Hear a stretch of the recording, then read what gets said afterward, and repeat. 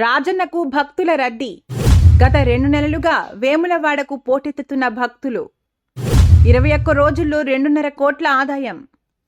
మరో నెల రోజుల్లో సమ్మక్క సారక్క జాతర. భక్తులతో కిటకిటలాడుతున్న వేములవాడ శైవక్షేత్రం. ఇవాళ అభిషేక పూజలు రద్దు. ప్రత్యేక ఏర్పాట్లలో ఆలయ అధికారులు.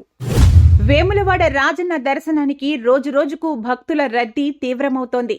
రాష్ట్రంలోని అతిపెద్ద పుణ్యక్షేత్రమైన రాజరాజేశ్వరిని దర్శించుకునేందుకు భక్తులు రాష్ట్రం నలుమూలల నుండి పెద్ద ఎత్తున తరలి వస్తుండటంతో 21 రోజుల్లో 2,52,29,000 గణనీయంగా ఆదాయం వచ్చింది. దానికి తోడు 277 గ్రాముల బంగారం, 13 కిలోల 280 గ్రాముల వెండి భక్తుల కానుకలుగా వచ్చాయి.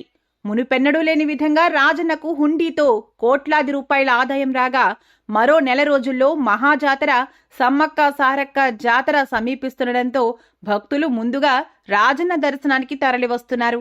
భక్తుల రద్దీతో ఇవాళ జరిగే అభిషేక పూజలు రద్దు చేస్తున్నట్లు ఆలయ ఆఫీసర్లు వెల్లడించారు. సమ్మక్క సారక్క భక్తుల రాకతో వేములవాడకు భక్తుల రద్దీ మరింతగా పెరిగే ఛాన్స్ ఉండటంతో ఆలయ ఆఫీసర్లు ప్రత్యేక ఏర్పాట్లు చేస్తున్నారు భక్తుల సౌకర్యార్థం.